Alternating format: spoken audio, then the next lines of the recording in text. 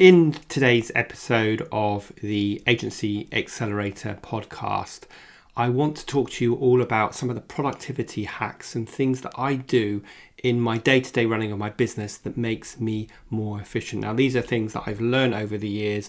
These are things that I keep needing to remind myself, which is why I think this is a timely episode to record. And so I wanted to share with you the things that I do in the hope that it will help you get more efficient. So let's get on with today's show.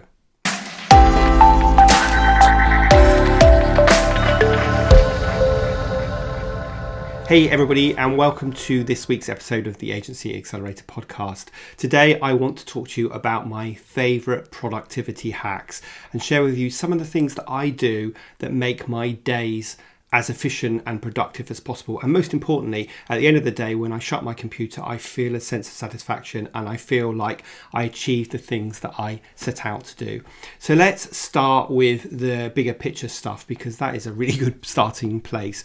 And you really need to, first of all, make sure that if you want to have a productive day and a productive week, then you need to have a plan that says, this is what I'm doing today, this is what I'm doing this week, this is what I'm doing this month, this quarter, and this year. So my first bit of advice is that everybody, whether you're a freelancer or a one-person business like me or running a bigger agency, that you have a vision for your business, which is like a roadmap of where your business is headed over the next year. So that's my first tip, and I'm not going to dig into a ton of detail about that, but if you have a vision, you can break that vision down. Let's say it's a year, you can break it down into quarters, into months, into weeks, and then you can translate those weekly tasks into your diary and make them into daily tasks. And that means each day you are taking a little micro step forward towards delivering your month plan, your quarter plan, and your year plan. So if you want to have a really productive day, then make sure you start with your vision. Now, once you've got your vision, predominantly you can break your time down into three categories. I've spoken about this before, so I won't again go into a ton of detail, but you can break it down into revenue, strategy, and admin. So let me explain what each of those three pots are. So first of all, revenue is how you are earning money this month. So this is all the client work that you are doing, and obviously you need to make sure you're scheduling time in your diary for that. But if you don't think about your time in terms of these three pots, there's a really good chance that your week will get swallowed up with the revenue activity, the client work. And before you know it, you're stuck on the client service hamster wheel of doom with no time to think about anything else. So equally important, you need to allocate time in your diary for strategy. And strategy is how you're going to earn money in the future. So this would be business development, marketing, sales, client meetings, networking, creating content, and all that great stuff. And it's super important that you block time out in your diary to do that. And the third pot is admin. And as an owner of a business, you don't want to spend too much time in this. But if you don't spend any time in admin, then you're going to be running a very disorganized business. So typically you're going to spend 5 to 10% of your time in admin, and this looks like getting your invoices out, doing HR, getting your systems in place, managing your team, and all that kind of stuff. So make sure you allocate time for those three things. So we start with our bigger picture vision, we break that down, and then we allocate time in our diary for revenue, strategy, and admin. So that's all the bigger picture stuff. And once you've done that, you can then start to plan out your day. Now, my next productivity hack is a really, really important one. And that is, a lot of people just create their long to-do lists, and every day they look at their to-do list and they start working through it, and they probably cross off 5 things and add 7 more onto it. And there's never a sense of satisfaction because the list just gets longer, or there's lots of things left on the previous day's page.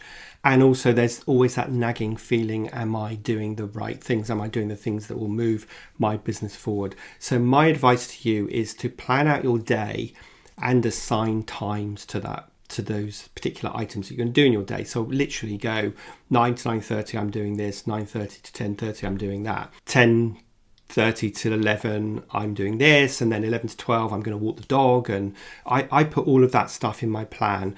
And a key here is to overestimate how long you think things will take. So that leaves you with a chance that you get that phone call that you hadn't planned for. Basically, we need to plan for all things that we don't know, as well as the things that we do know. So by overestimating how long you think tasks will take, you then can compensate for all those other things that will happen during your day that you couldn't possibly know at the beginning of your day. This is something that has a really big impact on my clients when I work through this with them. and have clearly had a massive impact on me. I use a tool where it connects with my diary, so it pulls in all of my appointments, and then I can plan my day around it. And I think about revenue admin and strategy when I'm doing that to make sure I'm getting a balance of, earning money this month, doing client work, but also planning for the future with all my marketing and my biz dev activities. So that's my next productivity tip, which is plan your day down to the nearest half an hour, overestimate how long things will take, and then you can make sure you're ticking every single item off by the end of the day. Now, the next thing I do, which I've spoken about before, is I use morning and evening rituals. And this is where I do my planning. So in the morning, a ritual is simply starting and ending your day in exactly the same way, that kind of starts your day in a really positive way and then full stops your day at the end of the day, especially when we're working at home. So you feel like you finished your day and you can go and socialize with your family afterwards, and you've got a sense that you have completed that and not kind of slowly easing out of your day and never really having that clear definition between when you're working and when you're not working. So my morning rituals are pretty simple. First of all, I always make myself a cup of coffee. That is the most important thing. Then I come and I look at my plan for the day. I check my emails to see if any emails are going to impact my day. I then close my emails and delete them down as much as I possibly can. And then I look at the kind of things that I want to achieve. Now, one thing that I would really encourage you to do when you're doing your morning ritual and you're planning your day is say, what are my top 3 goals that I want to achieve today? So if I achieve nothing else, I'm going to achieve these top 3 goals. And so, for example, today, one of my goals is to record this episode of the podcast.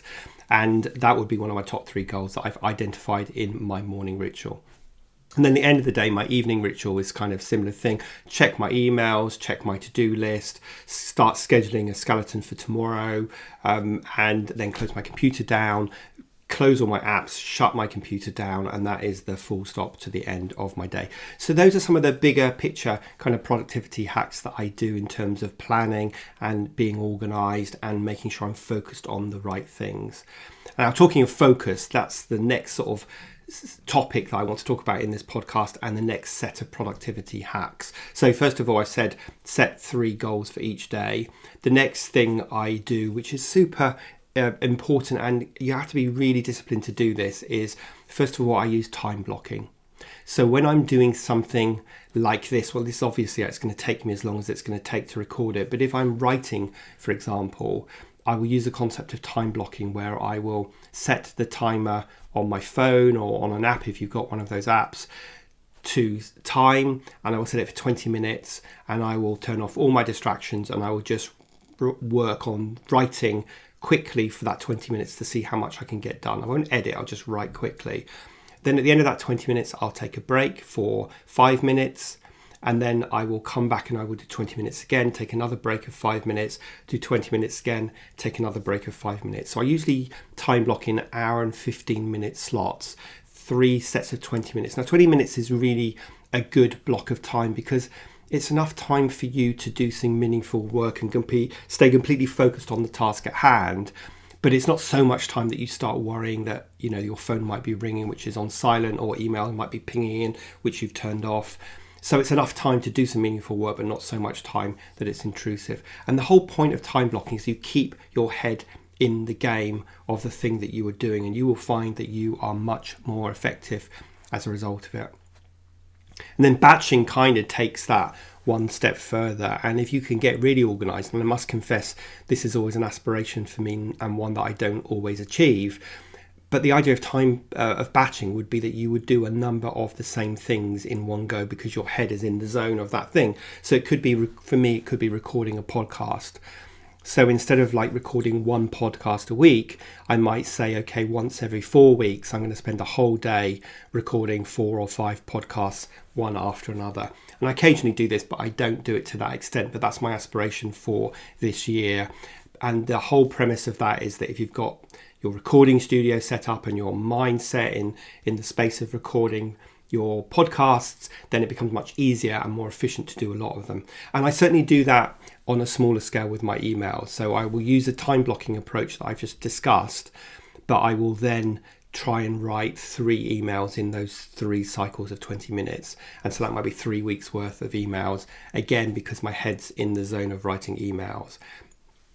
And on that note, I think a really, really important point to make is there is no such thing as multitasking. So people talk about how great they are at multitasking, and they brag about it. It's their badge of honor that they can do 10 things at once. Well, actually, no one can. And in fact, if you are multitasking, then you are not paying attention. So for example, if you're listening to this podcast or watching this video, and at the same time you're answering your emails, you're either paying attention to me or you're paying attention to your emails. You can't do both. And if you're trying to do your emails while you're listening to me, then you're probably not going to do your emails very well. And you're certainly not going to be as efficient as if you were just focused on doing your emails or just focused on learning from this podcast. So there is no such thing as multitasking, just multi-distractions. So my encouragement to you is to use all the time blocking and the planning that I've talked about, and then just focus on the task at hand, and then deal with the other things after you've finished that task. So you're going to get really focused by doing that, and you'll recognize that there's no such thing as multitasking. Do one task at a time and you'll be much more efficient. And to that end, we also need to remove distractions. We human beings are losing the battle against all the software and the apps that are fighting for our time, and the social media channels, and your emails pinging up, and people tell themselves these stories that we can't possibly remove those distractions. Well, yes, you can. So I would certainly encourage you to turn off the email dialog box that pings up in the corner of your screen when a new email comes in. You really don't need to see that, and that is a massive distraction that will take you from the task at hand and divert you to thinking, oh, I just answer that email. What does that customer want? Much better would be just to shut your emails off like I have right now, and just have set points in your day where you check your emails, and then manage your customers' expectations to say, I check my emails 4 times a day and I'll get back to you within 12 hours, which is what I tell my clients. So you don't need to have all these things that are fighting for your attention.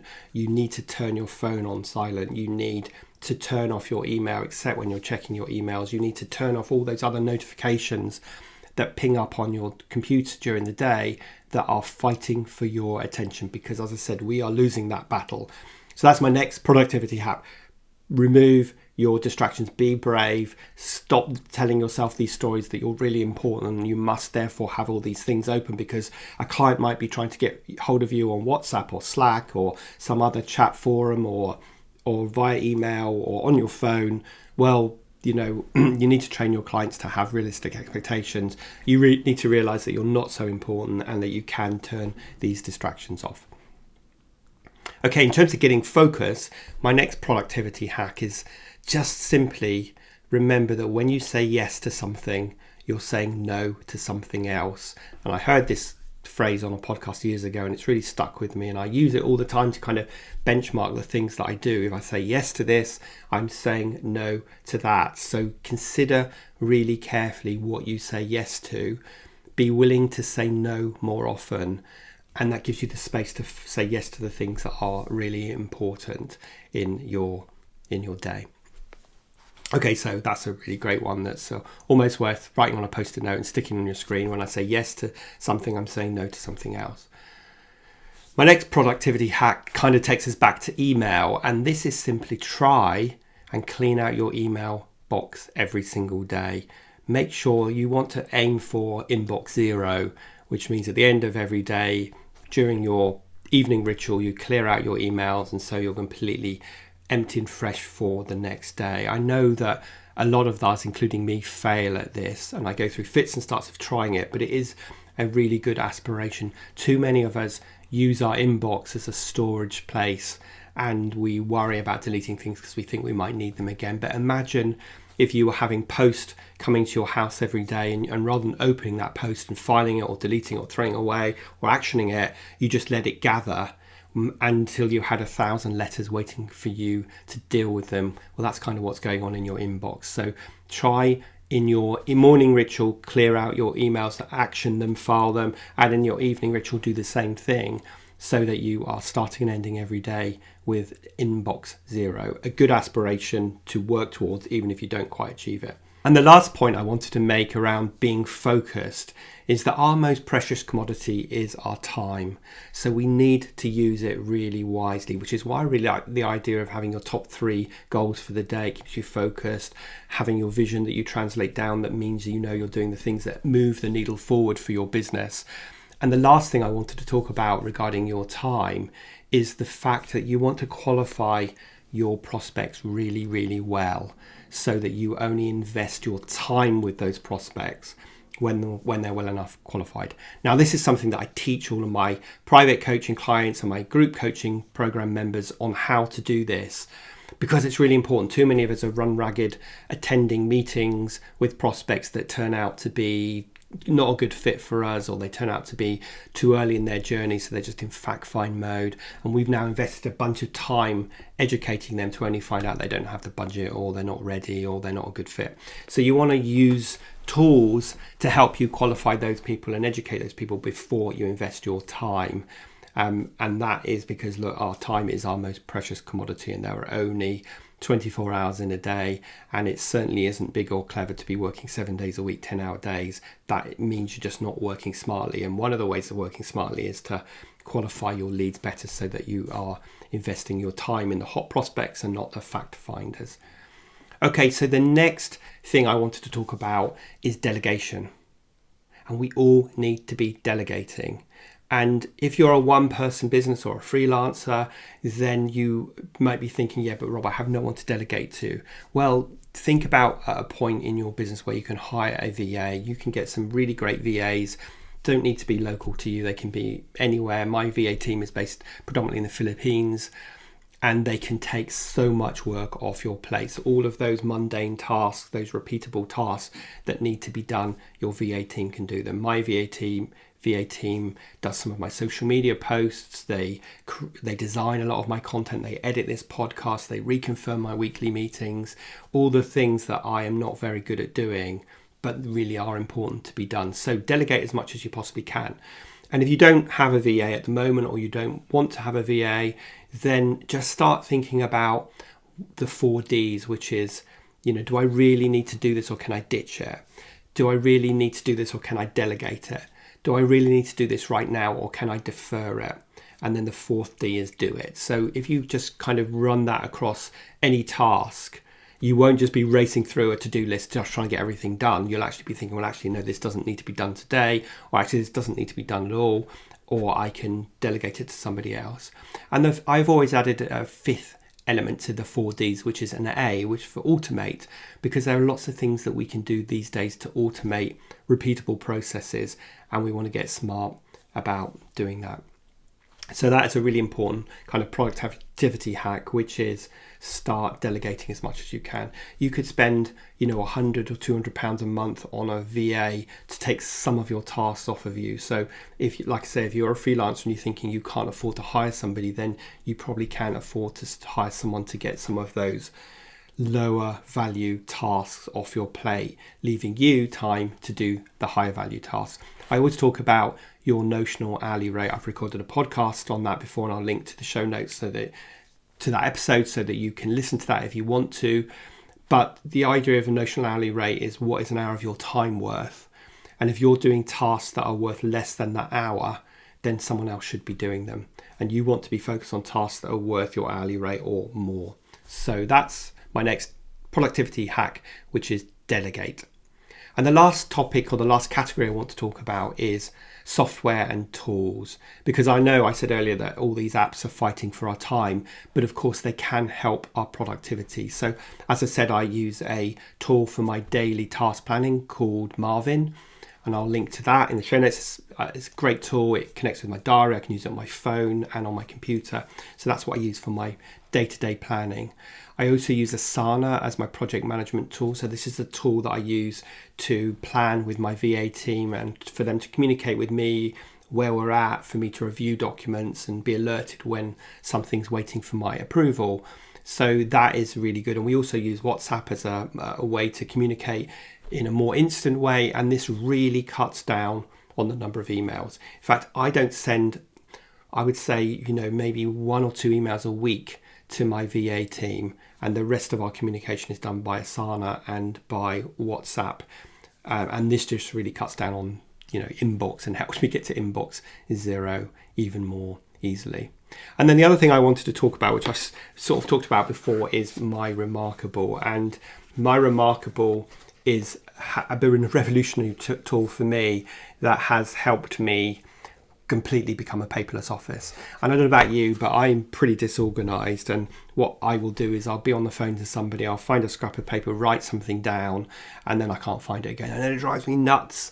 So having the Remarkable, which is basically electronic paper, so it's not like an iPad or something like that, all it is good for is writing on, and it gives you an experience of writing that is as close to pen on paper or pencil on paper as you can possibly get. And you can file stuff, you can send stuff to yourself, it syncs up with a desktop app, you can translate handwritten text into text, and then edit it in a document.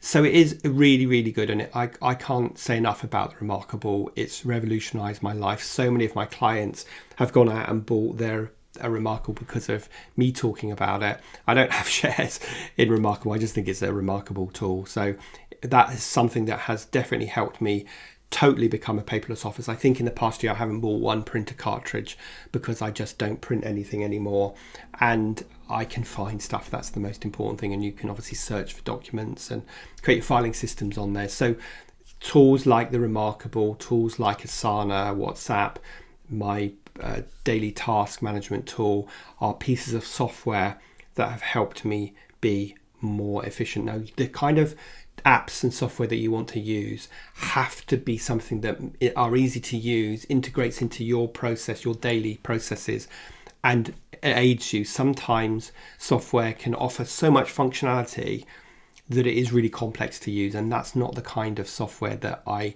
think will help your productivity.